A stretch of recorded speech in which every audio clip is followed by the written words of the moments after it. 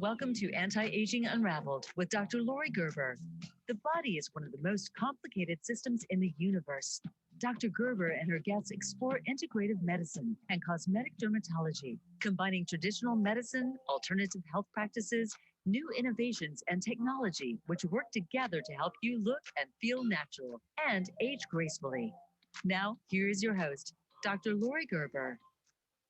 Good evening, everybody from the East Coast. Again, it's another rainy Wednesday night. I don't know if this is an omen, but it seems to happen every week. So I'm hoping you guys are all cuddled up on the couch, and even though it's steamy outside during the rain, and joining me for this really interesting podcast. It's actually one of my favorite topics. It's using fat for fuel and as an energy source, and I think it's a really interesting history of how we got to where we are as a carbohydrate-based society. And I've gotten a lot of questions about whether or not what can help them lose weight this summer. So I think this is a really great topic, using fat for fuel and actually shifting our thought process behind what we're using for our energy sources and how to lose weight. I will have a guest about halfway through. It is Dr. Mr. Peter Defty. You guys have heard him before talking about his product Vespa. Vespa is one of my favorite products, and actually, I can't take credit for finding it. My husband Marcus found it, and it is one of our favorite products to train and for helping to get us back on track from a weight loss perspective and get us what we call fat adapted, which means we're using fat as our basic energy source. So he'll be joining us in about 30 minutes. I'm going to go through some of the information that I like to talk about and try to make it really, really simple for you guys so you understand why. I guess fat has been poo-pooed for a lot of years, and carbohydrates have been this the forefront of diet and what we should be eating, which is really a misconception. So I found a great quote to kind of start out our night, and it's from a website that's Banting, which is my favorite type of diet, if you will, or eating regimen, and it's from I think it's called realmealrevolution.com, and they say real health is this in 50 words or less, and it's eat vegetables, meat, nuts, seeds, little fruit, and minimal starch. Eat real fats, avoid sugar, grains, seed oils, and processed food. Taste new dishes, protect your gut, eat when hungry, drink when thirsty, fast occasionally, sleep well, exercise, relax, socialize, listen to your body, escape routine, seek adventure, and keep improving. And I love that for a lot of reasons. I think there's a lot of things in there that are very relevant to what I do in medicine, protecting your gut being one of them, sleeping well, helping you to get you sleep well or sleep better.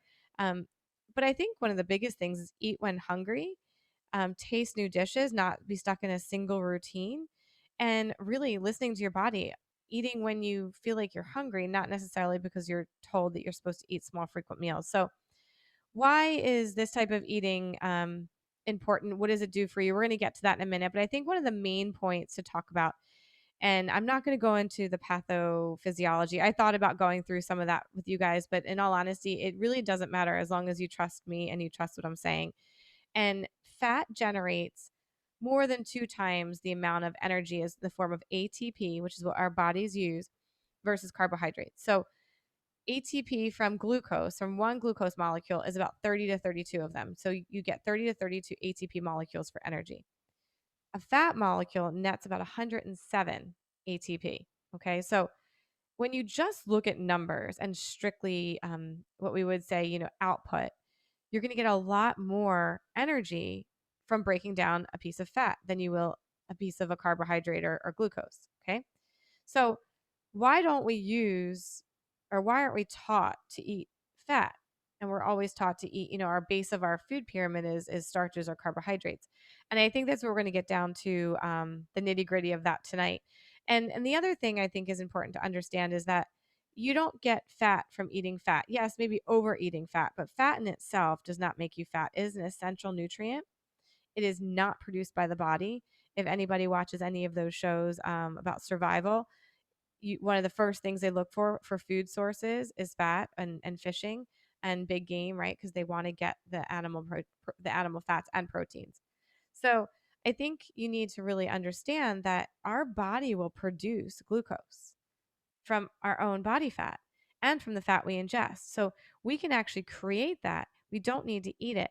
And if you think about back in the caveman time, we weren't necessarily eating breads and pastas and processed carbohydrates, nor were we eating a lot of tropical fruits or anything of that sort. Yes, we might have been doing berries and things that might grow on tropical trees in moderation, but that wasn't the primary source of our food. We didn't have a primary glucose source. So when we look at our evolution, and I actually really found this really great quote. When we put together the all of the human race and how long it's been in existence, and you literally put all of their food, eating habits in one big line. Less than 5% of the time have we been eating a diet that was high in carbohydrates. So this is a relatively new phenomenon, and as is evident by the amount of diabetes that is in our society. And I think we're going to uncover some of that information in a minute. But diabetes really is a disease of the last 30, 40 years. We can argue maybe a little bit longer than that, but it's been an epidemic for about that long. And it's because of our food choices and what we're deciding to do with our base of our food pyramid. So I'm going to give you a little, the diet that I do love is called Banting. And I'm going to give you a little history on Banting. And I actually learned about this when I first started eating this way. They have a great cookbook as well. That's one of my favorites. But William Banting was a British undertaker. He was obese. He wanted to lose weight. And in 1862, he went to his doctor, and his doctor gave him this radical eating plan that was high in fat and fewer carbs. And by eating this way, he lost a ton of weight. And he actually wrote a letter to the public proposing that other people do the same thing. And it was called the Letter on Corpulence. And it became distributed all over the world. And it was extremely popular. And it became actually a colloquial terminology to eat banting or bant style of eating. And what that is gluten free, pretty much carb free. And it became really the norm. So, you know, what we see in history is it was the standard of treatment and weight loss in all European and North American med schools, um, really all the way up until the late 1950s. And in 1959, all of a sudden it disappeared out of the medical journals and nutritional textbooks. Um, so, why is that, and what happened, I think, is really the critical turning point in really where disease changed progression and where diabetes actually started to take over. And also, if we think about how there was a paradigm shift if we just think about the United States and the health of Americans in general, prior to what I like to call the TV dinner age, everything was fresh, everything was whole food, and then everything became processed, and we changed our food pyramid, and I'm going to talk about that in a minute. And that really changed the amount of inflammation and what our body was able to do with these sugar sources. So before I get to the next kind of historical point, I want to point out that when you go through glucose metabolism and you go through fat metabolism, glucose actually makes what's called lactic acid when it's broken down. Fat does not have the same process. So when we talk about what is a cleaner energy source, breaking down glucose creates more oxidation and more lactic acid. So that lactic acid builds up, and it's a toxic product. So recovery is longer because you have to get that out of your muscles and your body from using glucose as your energy source with a workout or even just in your daily activity. Whereas when you start doing cleaner fat sources, you do not have that buildup. Um, I like to call it the toxic buildup, but it really is just like a lactic acid buildup. So when we think about eating these foods, we should be thinking about it from more than just the standpoint that it's good for us. It's helping with recovery, it's helping with detoxification, it's helping reduce inflammation, and it's also helping to give you more energy. So, you know, there are a lot of things that are proven to happen when you eat lower fat, or sorry, lower carbs and lower sugar and higher fat. And when I say higher fat, it's a very mildly higher fat. It's a dramatically lower carbohydrate load. Okay. We're not talking about forcing um, what I like to call Atkins-esque type fats. This is a very mild increase in your fat intake. but it's a dramatic decrease in your carbohydrate. So weight loss is a big thing. Reversing type 2 diabetes, which I've alluded to. IBS symptoms get better, the lack of fructose and the decrease in the inflammation. Blood pressures get better, sleep gets better, energy gets better. We're going to talk about athletic performance in a few minutes. Um, Achy bones and joints are actually almost always a top contender with getting improvement with a fat adaptive metabolism. Heartburn symptoms. This is a big one. A lot of people have sensitivity to carbohydrates in general. And when they reduce their intake, their heartburn and their reflux gets better. A lot of hormone improvement. When you actually put fat back into your diet, you're going to improve your hormones by the nature of what they're made from, which is cholesterol, and cholesterol comes from fats, right? So you're going to get better fertility, actually, better hormone regulation, improve in what's called PCOS, which is an ovary, it's a cystic ovary disorder. Gout gets better. This was a really, really big one. And I think when we talk about gout, a lot of the times we focus on just strictly on uric acids and shellfish, but sugars can definitely set off gout as well. And we see a drastic improvement in gout symptoms. I think one of the biggest one overall is mental clarity. And I find that when I'm on a sugar-based diet, that my mental clarity is great in bursts. And then when that glucose wears off, my mental clarity goes down. And we're going to kind of talk about why that is, but the brain loves to work off of glucose when it's available. And if you find that you're starting to go off these carbs and you get cloudy headed, there are ways to help that. It will be easier if you do some of the tips that I'm giving you as we move along. So listen to the end of the podcast so you know how to implement this in your own life. Okay, so let's talk about banting again and how that became a shift in 1959.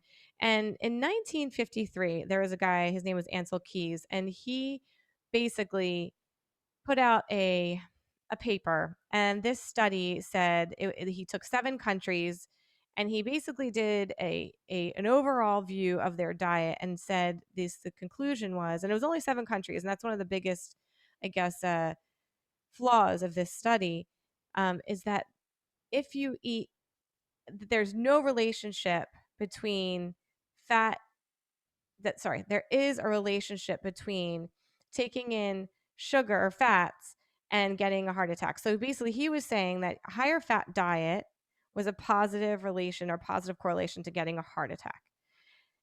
Now, why was this flawed? Well, it was only however many countries, 7 countries. It should have been 22 countries at the time. And one of the biggest countries that they chose to exclude was Italy, which had a very good diet that actually probably would have contradicted this study. So when he came out and said this, Ansel Keys, he basically started to refute some other big players in the industry and really sweep all of their information under the carpet. And we're gonna get to the fall of his name was John Yudkin, but he was trying to say that sugar was creating heart disease, and the intensely negative connotation that was put onto him, that this could not be correct as time moved forward, especially by the UK and the United States. It really ruined his career. And this guy was actually saying, listen, you're all wrong. This is not a fat issue. This is a sugar issue. So we're going to talk a little bit about him as well. But, I think as we fast forward from the 50s to the 60s, you're going to find that in the 60s, the sugar industry played a huge role in what I call the actual key paradigm shift in how we look at food. And the sugar industry actually funded their own studies that were published to refute any studies that were out there that said sugar was basically responsible in heart disease. And they did their own studies and said, no, no, no, no, guys, this is not true. Um, Nowhere was it written that they funded, there was no disclosure that it was funded by the sugar industry.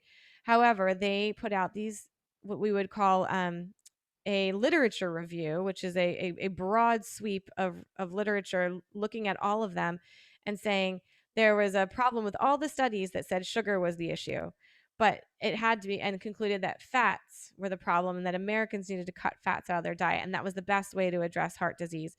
And if that were, if that were put on there somewhere that was maybe backed or someone was paying for it, I think maybe it would be a little bit different. Remember, the sugar industry played a huge role, had a massive lobbying interest, politically speaking, at that time. And so what happened is the United States took that and they decided to say, okay, sugar is the good guy, right? And fat is the bad guy. And if anyone was around during those decades, what happened is all of a sudden everything was low fat on the shelves, right? You fast forward, it becomes TV dinners, everything's low fat on the shelves. Low fat diets were like the things, they were the way of the future. And I mean, even think back to 80s, Richard Simmons, low fat and exercise. And what happened is we got more diabetes. So the truth is that a high carbohydrate diet, particularly in refined carbohydrates and sugar, is really the cause of obesity, diabetes, and other chronic illnesses. Also, vegetable oils and their derivatives, so we're like margarine, are also key factors in heart disease. So even though all these manufacturers are literally telling us that we need to avoid all fats, it's really the sugar content. So in 1977, after this Sugar Research Foundation put out all these studies and paid for them themselves, the government said, all right, everybody, we're going to set a new set of guidelines for eating, specifically in the schools, but also it was a massive campaign to help support our crop farmers and also the sugar industry. And it was the exact opposite of what was being done before 1953. And that was basically that everybody should have an extreme large amount of carbohydrates as a base of their food pyramid. So it was 6 to 11 portions of grains a day, and that sugar was absolutely fine to add to everything. And that theory was adopted across almost all of the Western world. And again, that's when these low fat products hit the shelves. And again, it's no coincidence that in the 1980s, late 1970s, and up, as long as I can remember, and I'm born in 78, that we've had this rise in obesity and diabetes, and we can't control it. And despite the fact that we're telling people to lose weight, we're not really telling them the right way to do it, right? So we have this oxymoron, if you will, of and if you look back at the literature, it's there. I mean, I looked at Yudkin's literature, which is what I alluded to earlier, who really just got decimated for his belief that dietary fat and not sugar was to blame for cardiovascular disease. And Ansel Keys and a lot of his connections were able to really squash his information. And had it been the other way around, I think our medical problems would be totally different. I mean, obviously we'd have medical issues, but we wouldn't have the diabetes and the obesity issues that we have right now. So I think that's a really key point to understand when we're talking about maybe not mainstream information. So, how do we do this? How do we deplete our stores of sugar? Because that's the key. We have stores of glycogen and then we eat sugar. So, in order to lose weight and to tap into our fat stores, we have to deplete our glycogen. And that takes, about 24 hours because that's how long it takes to replete it. So, I always say if you're working out, figure 60 minutes, 30 minutes, if it's hardcore, you're going to deplete most of your glycogen that's in there. To refuel that, it's going to take a good day to literally put that back. And there's about 100 to 150 grams of glycogen in the liver. And that basically is key to understanding how long it's going to take you to fall off the wagon, too, right? So, by the same token of being able to avoid your sugars, if you go back to carbohydrates for more than 24 hours, you're going to actually have a new glycogen store. And that's not necessarily what we want because as long as there's a lot of glycogen, then we won't tap into our body fat for fuel. Our especially because our bodies are so trained to go towards the quickest and what I call it the crack, because sugar is an opioid essentially and it is addictive. So it will essentially go to the path of least resistance, which is the glycogen or the glucose that you're taking in first. So we have to deplete that. Banting suggests about 2 weeks of glucose uh, avoidance. So you're really going to stay off all of your sugars, your cookies, cakes, candies, crackers, obviously all of that stuff, but also your high sugary fruits. And don't forget your things that people forget all the time, like legumes and beans and that kind of thing, which have a lot of carbs in them, because when you break them open, they're mushy, right? So they're, I always say, you break it open and it's mushy. It typically has a little bit of a carbohydrate content, even if it does have some protein. Um, you want to avoid all of those. And why for 2 weeks? Well, in order to really efficiently get your brain and your body working off of fat, you really need to go through the sugar detoxification process. Even though your glycogen is gone relatively quickly, your brain and your body still wants to work off of sugar. And we need to make it not want to do that. So that is when adding a little bit of extra fats into the mix is really key. And, you know, to put this in perspective, most Americans have about 88 to 120 grams of sugar a day, when in reality, we should have at the most about 24 grams of sugar a day. And um, what I say, that's for females. Men, it's about 36. I actually say if you're going to have sugar, it should really have no more than 5 grams per serving. And you really should only do that once or twice a day. So we're really looking at very, very low carbohydrate loads. And what does that do to you? Well, it's going to make you have some mental symptoms, maybe a little bit of depression, anxiety, some sleep issues. I think brain fog is the biggest complaint. Obviously, sugar cravings for the first couple of days, adding a little bit of fat into that in the form of, I like almond butter. Some of us use MCT coffees or buttered coffees. Um, the other thing that I really like is a little bit of mozzarella cheese. There's definitely ways to curb those cravings, because once your body taps into that fat and makes glucose out of it, you're going to feel a lot better. And it's going to be a longer acting source, right? We talked about that ATP production. So to me, yes, you're going to have 2 weeks of a little bit of uncomfortability, but you're going to feel better when you get through those 2 weeks. So look at labels. It's label reading. 0 to 5 grams per serving is the most that you should have. And honestly, that's after that first 2 weeks. The first 2 weeks, you really need to avoid it if you can. Um, the other physical symptoms, lightheaded, nausea, a little bit of dizziness, they're really common. Honestly, the first couple of days, it's usually fine. It's usually day like 4, 5, 6. After your body starts to really build up some, we call them ketones or toxins, you'll start to feel a little bit lightheaded and dizzy. That goes away pretty quickly with fat replacement. I find it to be really easy just to take a little bit of almond butter packet, like a Justin's almond butter with me, or something like that. So what do you do? What do I do to help you succeed? And that's where Peter's going to come in and talk to us a little bit about his products as well. But one, you need salt. Sodium is huge. When you don't have sugar, your body wastes water. So you dehydrate, especially with workouts. So I like pickle juice as a source, but you can do a little salt, like whatever is your preference. A little bit of salt goes a long way, especially in the morning and the afternoon. For me, it's having easy fat sources at hand, right? Don't wait until you're starving to try to put that fat back. Some hard boiled eggs, some scrambled eggs, almond butter packets, MCT oil. I love cut up avocado, nuts in moderation, right? Remember, fats do have more calories, so you do have to do this in moderation. But when you cut that sugar out and all those carbohydrates out and only eat when you're hungry, you're going to find that your calorie intake is much lower anyway.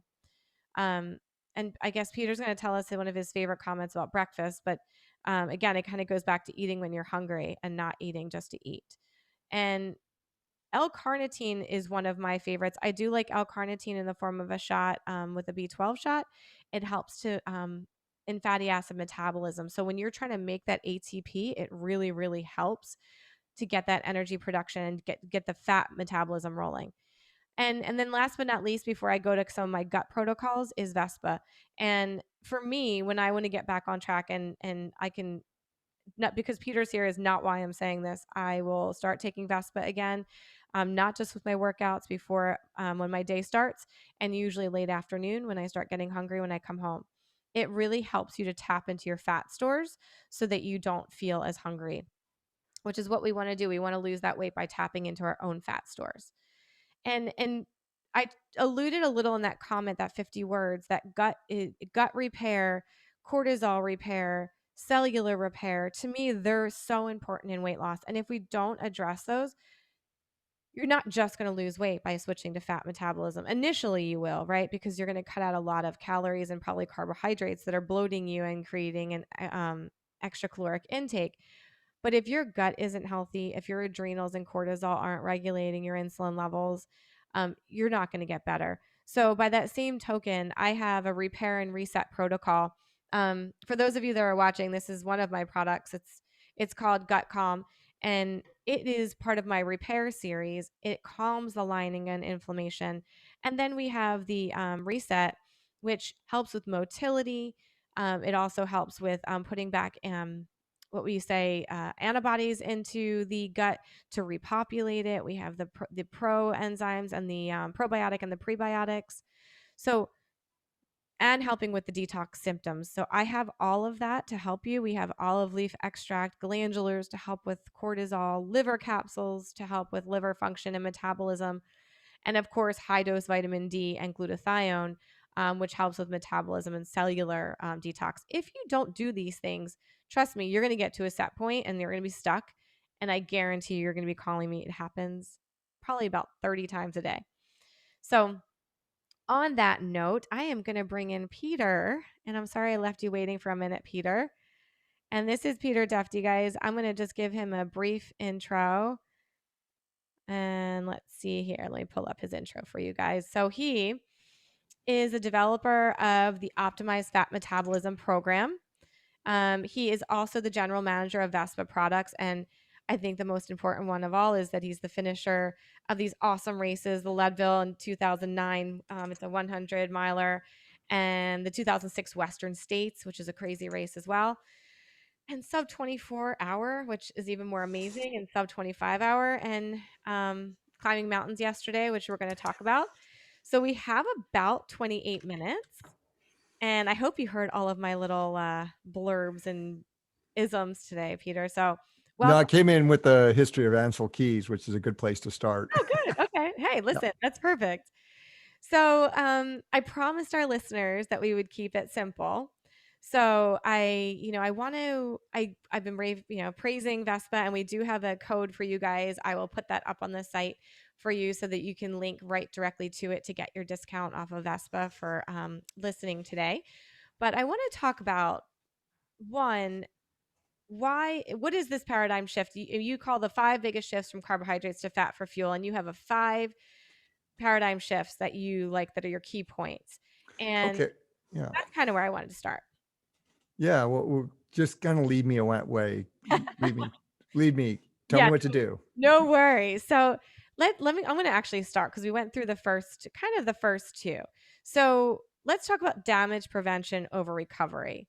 So why do fat adapted, right? Why does that help you to prevent damage? And why are we stressing that instead of the after effect, right? The recovery aspect. Okay. Yeah. One of the first things that athletes I've worked with over the years notice about Vespa, there's 2 things. The mental focus, of course, which you notice, but the recovery is off the charts. They're just not, they don't have the DOMS, the muscle soreness after.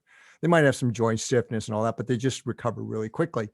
And this is where we have to change that paradigm, because it's not really that Vespa has this magic voodoo that makes you recover faster. It's simply because that by increasing your fat oxidation through beta oxidation, which is the core fat burning mechanism, right? You increasing your fat burning reduces oxidative stress. And when people hear about this thing called free radicals and you need antioxidants, it's like, I'm thinking, why don't we, instead of needing a bunch of antioxidants, let's prevent the damage in the first place? And that's where beta oxidation comes in. And so Vespa has been shown to increase fat oxidation in athletes from 0.5 gram to a full gram a minute, which is huge. because your listeners won't know what that means, but that kind of increase in peak fat oxidation is mind blowing. It's a huge jump. So that huge shift to metabolizing fat as fuel prevents the oxidative stress, prevents those free radicals from forming. Um, so you don't do that damage on a cellular level. You don't damage you don't impact your mitochondria. There's a lot of talk about mitochondrial health now, cellular health. Um, that's one of the biggest things. And then um, in these weird times, I want to bring up one other thing that I found that was really interesting. A little over a year ago, about 14 months ago, 15 months ago, when something kind of came along, I started looking into the primary literature.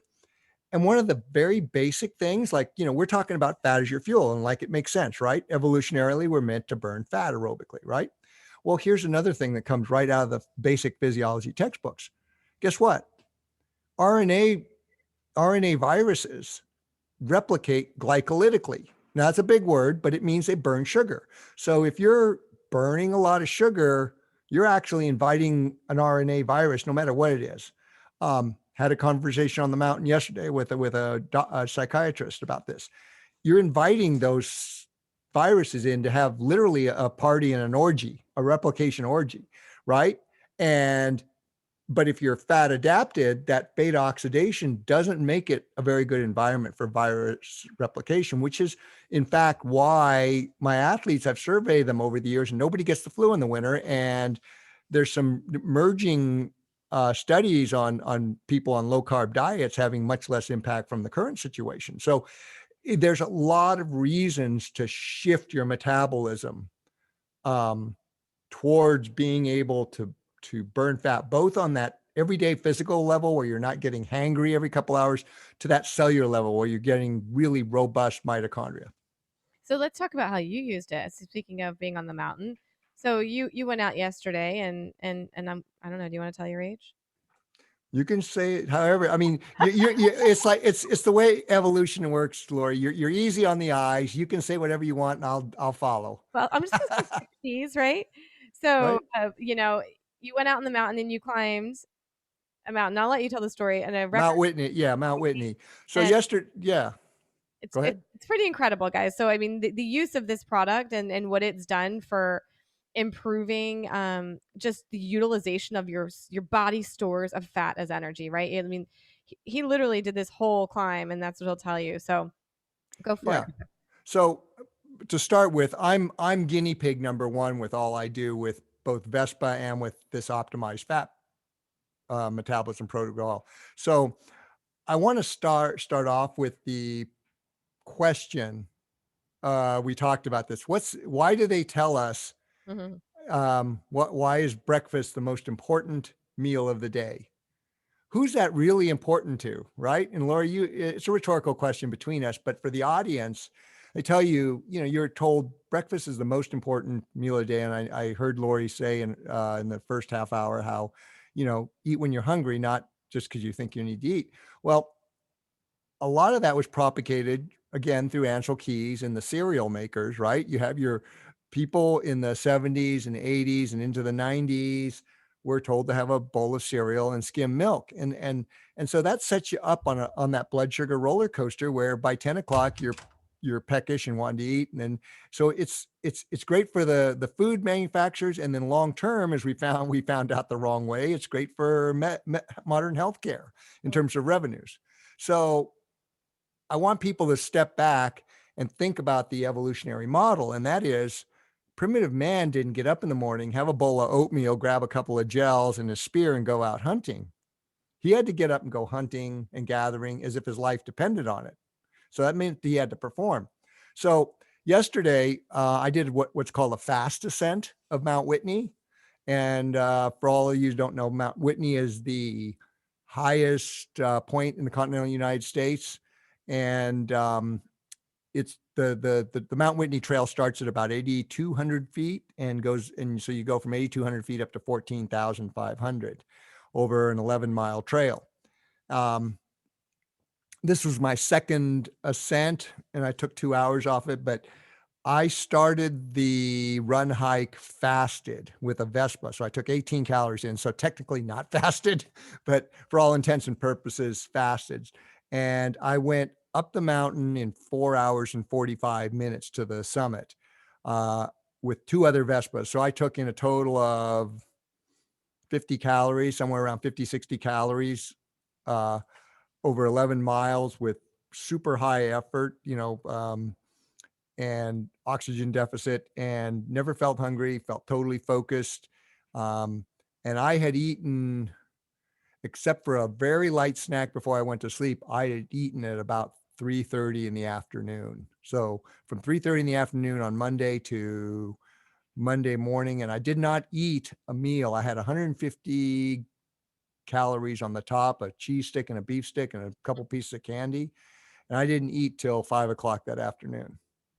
And I wasn't hungry. And that's kind of it is because I've been able to tap into it.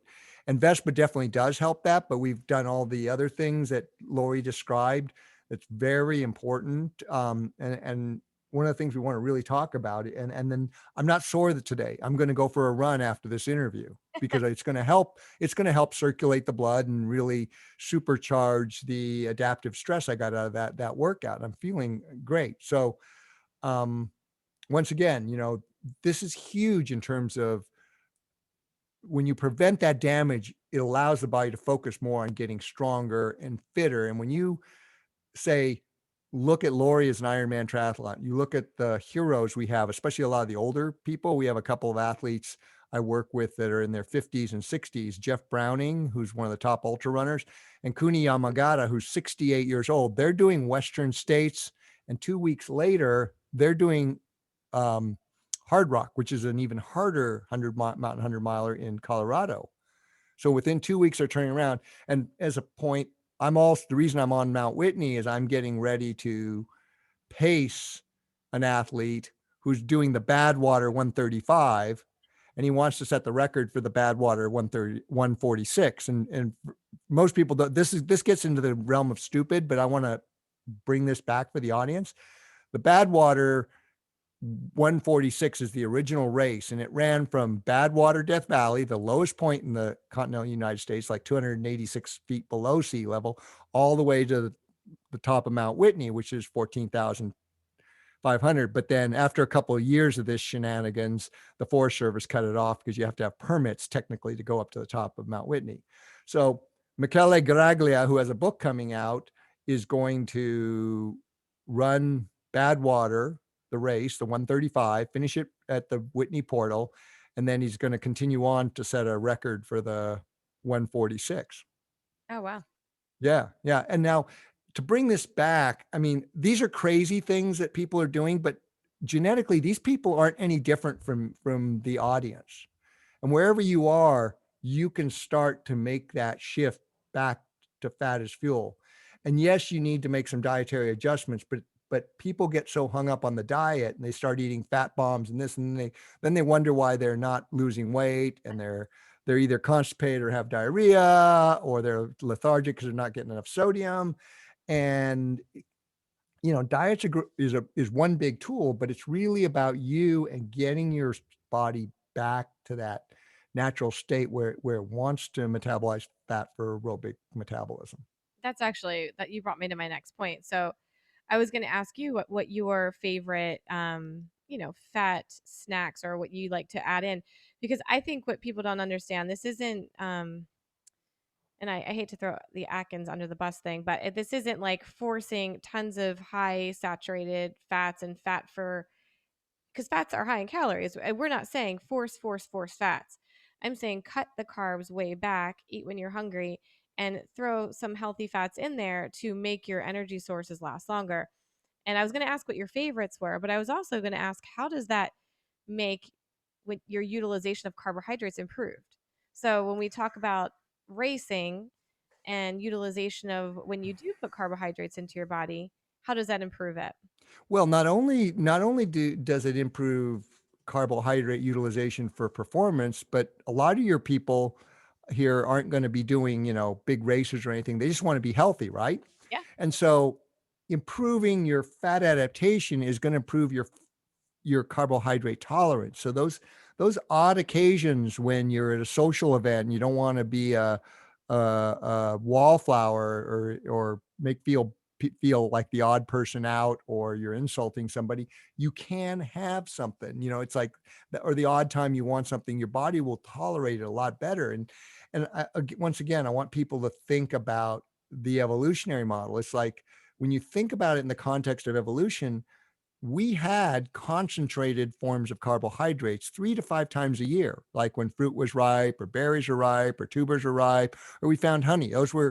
We had them on occasion, and we had the insulin sensitivity to where when that fruit was ripe, it was only ripe for a few brief days before it turned bad, and then some of it turned into alcohol, and we figured out alcohol, right? But it was only available for a very short period of time, so we got as much, we have this natural urge to crave these things and eat them, and then we went right back to hunting and gathering. So we had what I would call non-starchy vegetables and non-sweet fruits we eat like vegetables, right? And we had meat. That's pretty clear in the anthropology. So those things didn't. We went right back to those, got our insulin sensitivity back, and went. We didn't have concentrated forms of carbohydrates and simple sugars in our diet 3 to 5 times a day for decades, which is exactly how most people are doing today without honestly knowing what the impacts of those. And while we're really robust, you know, doing that for decades has been our undoing. So what the audience needs to know is carbohydrates can improve your performance once you're fat adapted. They can improve your health once you're fat adapted. However, it's not something you want to be doing every day chronically all the time. And this is where you see all these people. I've had conversations with athletes, and it's just, well, I hate to say it, but there was a group of Latinos on the mountain at trail camp yesterday at 12,000 feet, and one woman was really struggling. And the man in the group was overweight, and he says, "I keep telling her to eat. I eat, and I'm fine." He was grossly overweight. He says, "I got to eat all the time, and I eat, I feel fine." And it's like unfortunately, people are getting. It's not that he's a bad person; it's the wrong information, and then the body is physiologically primed for those carbohydrates, and so it's like this little addiction. So you think you need it because they don't know the message of just how dangerous that is. And the guy clearly was a wreck, and here I am, I haven't eaten all day, and I'm running down the trail past him. you know we tried to get the lady help, but the other guy I was running with was actually a psychiatrist at UCSF. So but there's so much you can do. Right. Yeah. So what is your favorite fat food? Well, here's the thing that's interesting. I like get satiated really quickly with fat. So this thing with the ketard movement, the ketards, all the ketards and the fat bombs, I call them Oh, ketards. they got lots of messages on that one, but that's all good. Go ahead. Yeah, but they're pushing all these fat foods. It's like you got to get your body not to burn the dietary fat, it's to burn your body fat. That's what we're all looking for, right? So I tell people when I'm trying to give them some real world instruction on how to eat. It's like add enough fat. Most protein sources that are in their natural form have a lot of fat to them, right? Right. So, an egg, 30% or more is the yolk, or depending on the kind of eggs you got, right? A ribeye steak can be like 65, 70% fat calories, right? So a lot of your real food protein sources have a lot of fat. And then so I tell people to do that's a real easy thing is add enough fat to your non-starchy, non-sweet carbohydrates like salads, vegetables, etc., and your protein to make it taste good.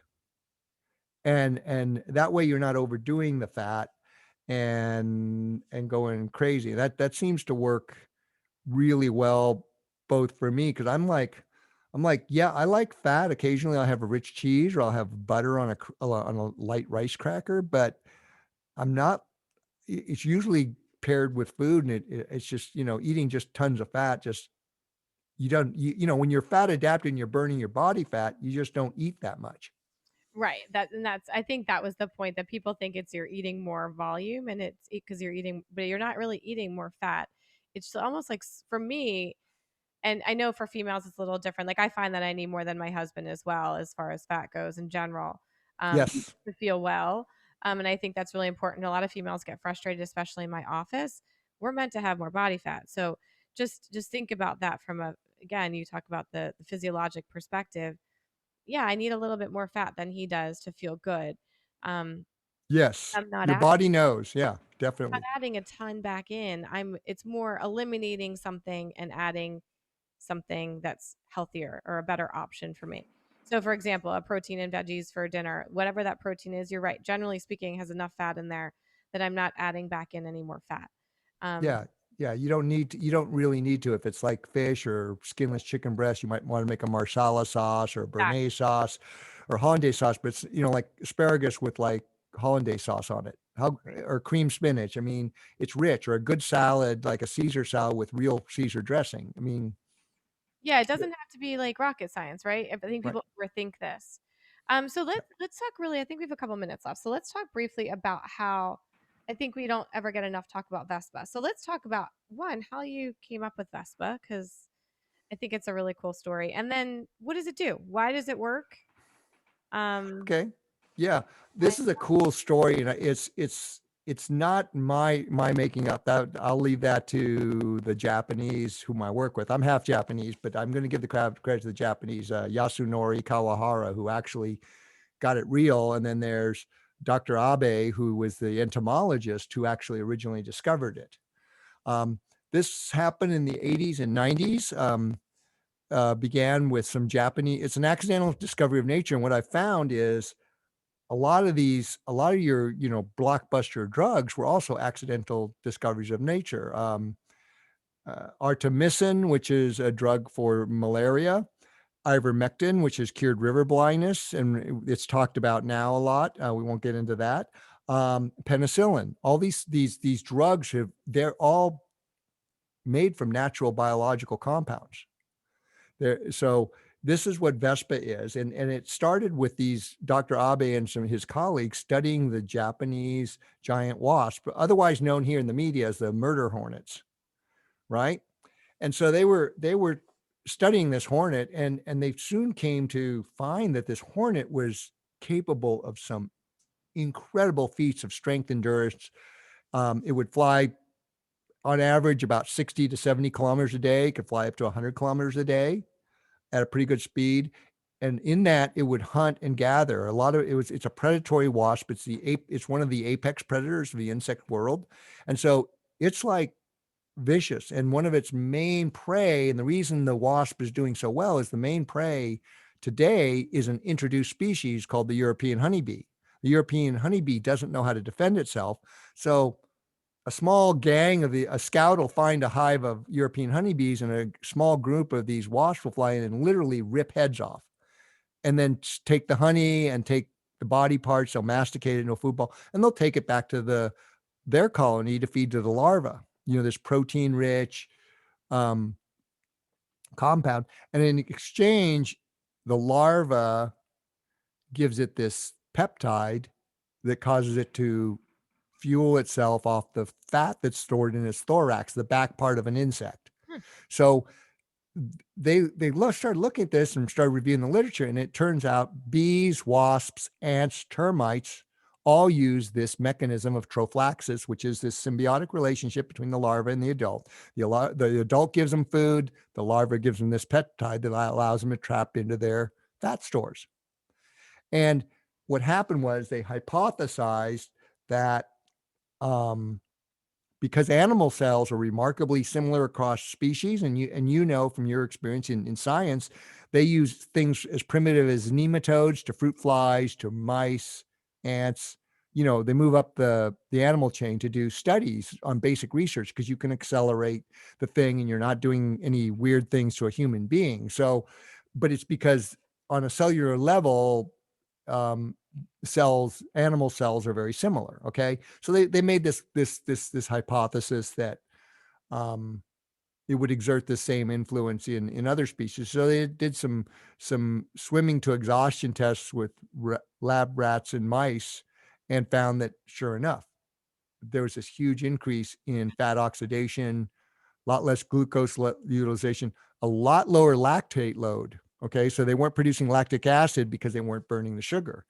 And so then they went and started studying with athletes, um and sure enough, it did this. So in 2000, late 1990s, 2000, Mr. Kawahara, my manufacturing partner in Japan, um, developed the process to extract that peptide, um, for Vespa. So it's been here in the United States since 2000, but as you know, as you've traced the history, it's always been about the carbohydrates. So we've been on this road of trying to turn everything around, because I started my journey on fat adaptation in 2002 at the same at 2000 in 2002 about this is madness, this whole thing that we're pushing all this sugar on athletes, and it's really about burning fat at a high rate, your own body fat. And so that's where we came from. And then in 2006, that's when our paths crossed. When I was running Western States, a friend tossed me a couple pouches and said, "Try this." My friend Mojo, who's a psychiatrist, swears by them. And that's where that's again how I got started on it. But the whole idea has been about this thing with getting your body back to metabolizing fat. And in my work with Vespa and supporting Vespa athletes, um, all this epiphany came about because my early adopters were people who had stomach and gut issues. They'd been doing the conventional sports nutrition and literally had wrecked themselves. And that's why I had this epiphany. When I started looking into the physiology and the textbooks and started to look at things like diabetes, heart disease papers, and all that, I somehow had put all these different dots together. And it's like, you know, this is a train wreck. And like I said, it's not a question of if you're going to have a problem, it's when and what form, when you're um, doing a lot of carbs. And so Vespa is a wonderful tool, whether you're just wanting to be recreational, get off the couch, suppress your hunger triggers to get yourself fat adapted, to these crazy people who are doing 100-mile runs, Ironmans, um, running across deserts. You don't have to be, but the thing is the stuff I do, the stuff my athletes do, we take what we learn on that ragged edge, because you always learn on those ragged edges, right? Both the good and the bad, and then we can bring and translate that back down into really great solutions for regular folks to get fit. And really, it's like I've told you, it's important that we um, get people adapted, get them doing some level of exercise at whatever rate, because exercise induces that adaptive stress to tell the body to keep getting stronger and rebuilding itself. Right. I think that's where we kind of got at the end of last time we talked. We were kind of, it was more focused towards the athlete, right? So I wanted this one to be focused more towards everyday and weight loss. I think people are looking to get fit we're unquarantined for the most part and we're all out and about. And I think this is a really important thing to think about is what paradigm are you going to follow, really? I mean, are you going to go with this mainstream paradigm that really I think we've pretty much proven um, was, I guess, the best way to describe it was political and power and money and nature, to be honest. Or are we going to really go with where the science is showing us that the data does support that there's less inflammation, more efficiency, um, better health outcomes with a fat adapted diet, and Vespa helps you get there, and in any form that you use it, right, Peter? I mean, you can use it as a, like I like to use it, or as an athlete. Um, Yeah, so we both use it. Like I use it for yeah, when I have to be on point with a presentation or a sorry. business meeting. Yeah, for the mental focus, because you're what I call blood sugar stable, and that blood sugar stability keeps you emotionally focused, emotionally stable, and then also your motor skills, your fine motor skills stay sharp. Well, on that note, we have a minute left, guys. So I'm going to say we just did awesome, Peter. So I do have that code. I'm going to put it up online for you guys to order, but it is vespapower.com. I also have it on my personal website, which is mydrlori.com, mydrlori.com. Peter's blogs are awesome at vespapower.com. You can enroll on his mailing list to get on his emails. And we'll see you another week. We'll see you next Wednesday. We'll definitely bring Peter back because he's amazing and he's always got a story to tell for us. And Hopefully we won't have another rainy Wednesday. I'm just praying All right. that it's not rainy and stormy. Well, we have beautiful sun out here in California, Yosemite. but we're in a drought. We need the rain. I know. Well, maybe we'll send some your way, but I would rather be there than here right now, I think. All All right. right, guys. Thanks very much, You're Lori. welcome. Have a good night. Enjoy. All clear.